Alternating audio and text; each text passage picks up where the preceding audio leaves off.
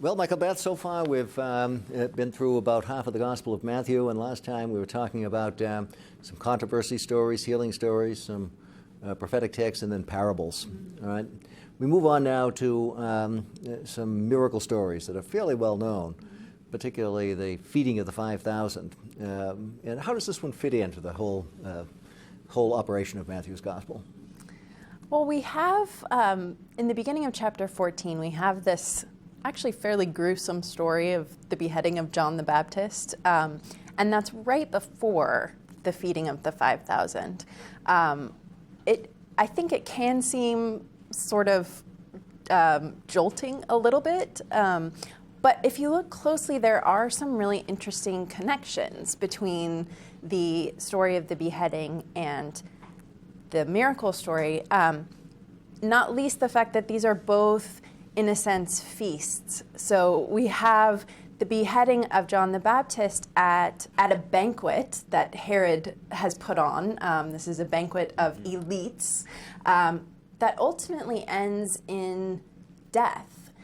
And then we move into this miracle where Jesus publicly provides for these more common people who have not brought food for themselves. And I think this is also a foretaste of the Messianic banquet, where we have all through Jewish tradition, Hebrew scriptures, talk of someday there being this Messianic banquet where all people will gather and be fed, and not only be fed, but in abundance. So we have this abundance that results from Jesus's miracle, and that's contrasted with the death that comes at the end of Herod's banquet. And these are sort of juxtaposed in the way that Matthew tells his story.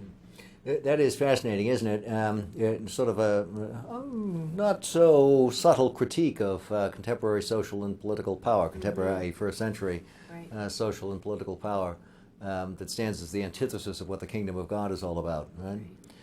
Do you see Matthew as having a kind of political or social critical dimension, or is this very, very subtle? I think it is subtle, but it's there. Matthew is clearly writing within a situation of empire. The Roman Empire is in control. Herod is a Jewish king, but he rules on behalf of the Romans. The Romans really are the ones who put him in power. Which Herod is this, by the way? This is Herod Antipas. Mm-hmm. So this is the son of Herod the Great, who we met back in the beginning of the gospel, right? Exactly. So the danger of the Herods continues on through that line, and I think if we understand the political context where the Herodians are ruling on behalf of the Romans, we can understand that Matthew's context, or the first century context, is really politically charged. And so Jesus coming as this new king, which is how Matthew portrays him, would be subtly a critique of the kings who actually are in power, or the emperors, those who rule. We do hear as characters in the story about the Herodians later on in league with priests and Pharisees and the like in opposition to Jesus. And so that would point in this political direction. Mm-hmm. How about the situation contemporary with Matthew's writing in the 80s? Any Herodians around then? Not that I know of. Are you referring to something specific? Yeah, well, they're around, but playing a very minor role. Right. They certainly played a role during the Jewish revolt, and were supporters of Roman hegemony throughout. So insofar as they're still on the scene, they're still part of the Roman imperial structures. They're part of the mix. But they're not ruling there in Israel-Palestine. Right, yeah. Right. Okay. Matthew makes use of the Old Testament all over the place, right? We've seen that before. Are there allusions to Old Testament motifs here in the feeding story? There are. And actually some of this ties in, again, with that political sort of dimension or the idea of rulers, because some have pointed out connections between this passage and Ezekiel 34, where there's this critique of the rulers of the people of Israel who are feeding themselves rather than feeding, the sheep, the people over whom they are supposed to be ruling on God's behalf. So there's that sort of implicit, subtle critique of those who feed themselves instead of feeding the sheep of God's people. Probably more prominent are connections with Moses. So Moses provides for the people of God in the desert with the manna. We know this familiar story. And there was an expectation that the manna would return, would come back. So there's this connection with bread, with provision, God's provision for God's people. And again, we've spoken about Matthew's Jesus being, in a sense, a new Moses. So I think we have those sort of resonances as well. And the Moses stuff and the manna in the desert motifs will be picked up in the Gospel of John when it tells the same story and exploited massively. Yeah, right. So they might be lurking in the background. Are there any allusions to Christian ritual practice, to Eucharistic meals? Yeah, I mean, I think that this is really a foreshadowing of the Eucharistic meal at the end of the Gospel. We have these details of Jesus, the emphasis on the bread, breaking the bread, giving thanks, taking, giving. This sort of language shows up again at the Lord's Supper. So I think it's not only a foretaste of the Messianic banquet on a sort of grand eschatological scale, but also of that Christian ritual practice that many of us continue to celebrate today. And again, thinking about Matthew as the gospel of the church, and here seeing the church as an alternative society focused on this act as opposed to the acts of exploitation and violence. Right. Yeah, interesting point. And the disciples play a major role here, right? They're supposed to be distributing. What's going on with that? I think this picks up on what we saw, especially in chapter 10, where Jesus is sending his disciples out to imitate him, to participate in the inbreaking of the kingdom. Jesus is very focused on inviting others, as we've said, inviting others into the work that he does and into God's plan. I think it's interesting that here in Matthew, he uses what the disciples have. In John, it's a boy who has the loaves and the fishes.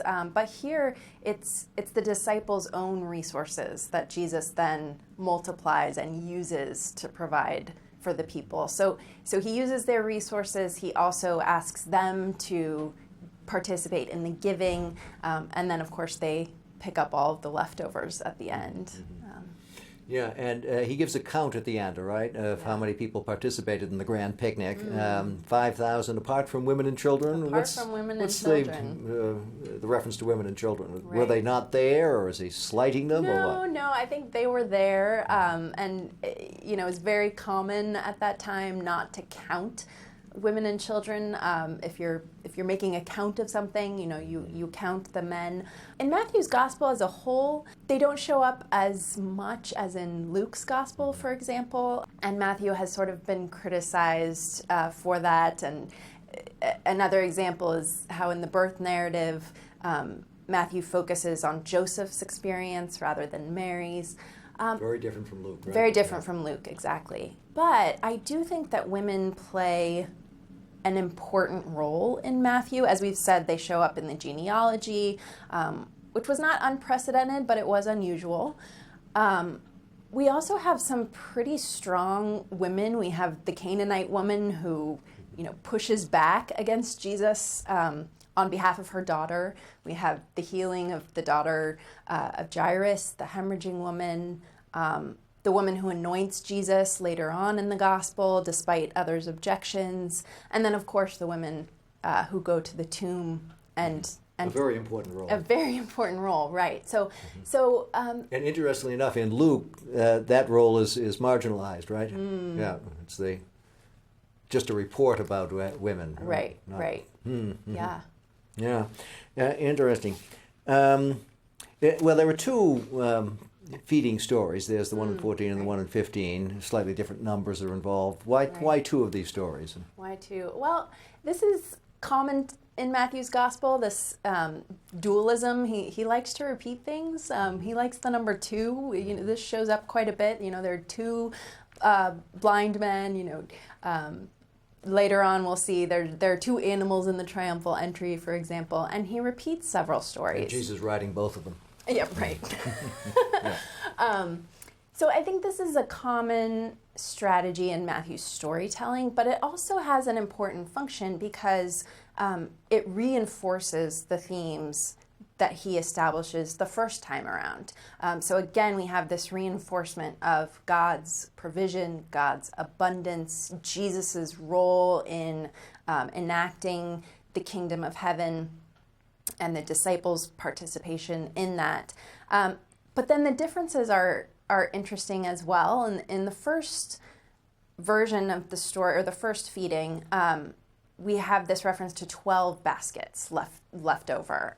In chapter 15, it's 7 baskets left over. And some have seen symbolism there that this could reflect what we discussed before, the 2 stages going first to the people of Israel, represented by the number 12, the 12 tribes of Israel, and then to Gentiles, the number 7, representing wholeness and perfection and entirety. So perhaps the Gentiles are being subtly incorporated into the people of God through Matthew's symbolic use of numbers. So that may be what's going on. I think for me, part of what's interesting here is the literary strategy of reinforcement through repetition, and then also the fact that the disciples don't remember what happens.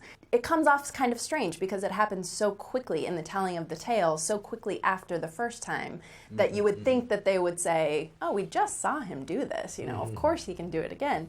But they don't. And again, that's another theme I think we'll talk more about later, but this theme of the disciples starting to understand and then not quite getting it. So that also is incorporated in the way Matthew tells the story. There's another example of something like that in the walking on the water. Jesus does, right. And then Peter kind of sort of does, but doesn't. Right, so what's going on there? Right. Yeah, Jesus comes walking out on the water, and Peter says, if it's you, Lord, ask me to come out to you. And that language of if is interesting. It's shown up in Matthew before in somewhat negative senses. The devil tempts Jesus in the wilderness. We didn't talk about that part, but again and again he says, if you are, then show, then prove it. Later it shows up on the cross. If you are, then prove it. So is that what Peter's getting at? Is testing Jesus? I don't think so. And the reason is because Jesus then does say, come. So he says, if it is you, then tell me to come. And Jesus encourages him. He says, come.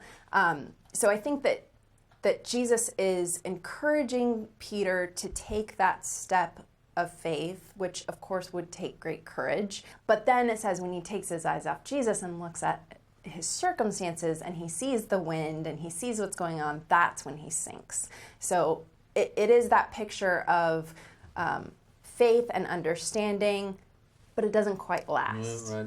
I want to focus on Peter before we conclude, and skip ahead just a little bit, because in the next chapter, chapter 16, we have the famous confession at Caesarea Philippi, and Jesus' response, where he tells Peter that he's the rock on whom the church is going to be built. Is Peter being made the first pope here? Well, I'm Protestant, so the answer is no. You may disagree with me on that, but no, I don't think so. I think that Peter is a representative for the other disciples within the story, but then also more broadly in the church and in Christian community. And I'll give you one sort of detailed reason that I think that it's not just about the person Peter here. And that's that the language that's used in chapter 16 about the binding and loosing, Jesus gives him authority. That language shows up again in chapter 18. And those are also the two places that we get mention of the word that we translate church, ecclesia. In chapter 18, the you is plural. So the language is not specifically just geared toward Peter in that passage. So that's part of why I think it's not just about Peter being, set up as the first pope, which I know many Catholics. It certainly is the Catholic tradition. I don't think that's the case in the first century. I do think that Peter is kind of being portrayed as a chief rabbi, because someone has to make the halakhic calls, right? What do you serve at the potluck? Okay. Well, I think this has been an interesting conversation about the feeding and its abundance and the way in which that fits into Matthew's vision for the church.